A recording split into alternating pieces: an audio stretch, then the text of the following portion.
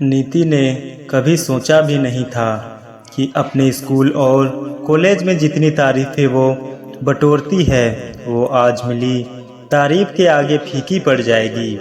नीति और रोहन एक ही कॉलेज में पढ़ते थे और दोनों को एक दूसरे से प्यार हो गया। प्यार होना और फिर शादी होने में जो फासला तय करना होता है वो इतना आसान नहीं होता। रोहन एक बहुत अच्छे परिवार से था और वही नीति एक मिडिल क्लास फैमिली से थी। नीति की माँ को सब पता था उन दोनों के बारे में, लेकिन नीति का भाई शादी के लिए बिल्कुल तैयार नहीं था।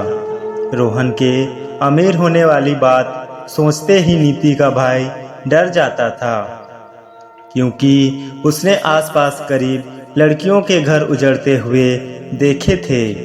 एक दिन ऐसा आया कि नीति के भाई ने शादी के लिए हामी भर दी, क्योंकि वो अपनी बहन के प्यार के खातिर और रोहन के अच्छे व्यवहार को देखते हुए उनके प्यार के आगे झुक गया। शादी हो गई, लेकिन नीति की सास शुरू से ही उससे खुश नहीं थी। नीति सिर्फ रोहन की पसंद बनकर रह गई। घर के काम बहुत अच्छे से करने के बावजूद नीति कभी भी अपनी सास को संतुष्ट नहीं कर पाई।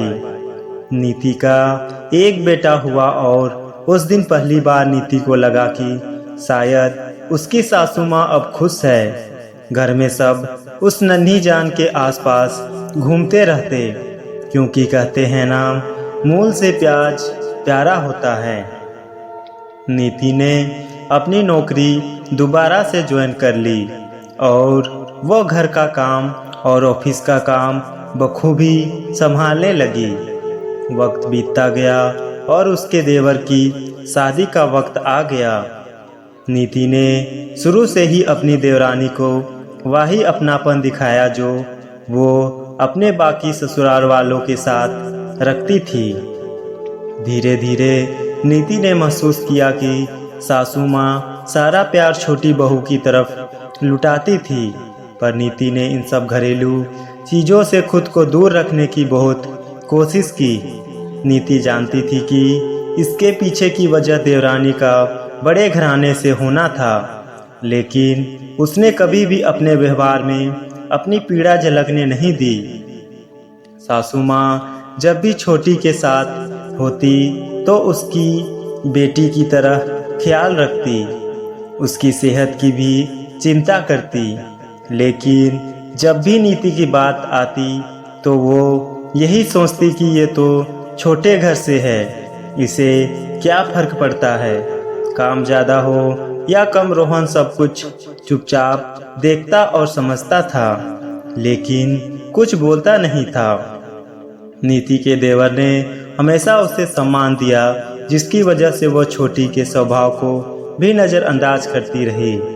एक दिन रोहन ने उसे समझाया कि तुम अब पहले जैसी नहीं रही, हर वक्त चिंता में रहती हो। अगर तुम्हें कोई बात बुरी लगती है तो उसे बोल दो, जिससे सामने वाले की दोबारा कुछ करने की हिम्मत ना हो, या फिर जैसा चल रहा है उसे स्वीकार कर लो और अपनी ज़िंदगी पर ध्यान दो। नीति ने उस रात बहुत सोचा और फैसला लिया कि जबान चलाने का कोई फायदा नहीं, पांचों उंगलियां एक समान नहीं हो सकती। उसने फैसला लिया कि ज़्यादा भावुक होने का कोई फायदा नहीं है। नीति ने अगले दिन से ही अपना रवैया बदल दिया। उसने उन लोगों की परवाह करनी छोड़ दी जिन्हें उसके होने या ना होने से कोई फर्क नहीं पड़ता था। नीति की एक ननद थी, शिल्पा, और बच्चों की छुट्टियों की वजह से वो वहाँ रहने आई। शिल्पा ने सबको बहुत दिन तक देखा और कुछ दिनों बाद नीति को कहा, भाभी चलो सैर करके आते हैं। नीति ने फटाफट काम निपटाया और दोनों ननंद भाभी चल पड़ी। रास्ते में शिल्पा ने कहा, भाभी मैं सब जानती हूँ कि क्या हो रहा है, लेकिन आपको एक बात बोलना चाहती हूँ कि आप शिमला मिर्च हो। जिस तरह शिमला मिर्च किसी भी चीज़ में पड़े तो उसका स्वाद बढ़ा देती है, उसी तरह आप भी इस परिवार का स्वाद बढ़ा रहे हो।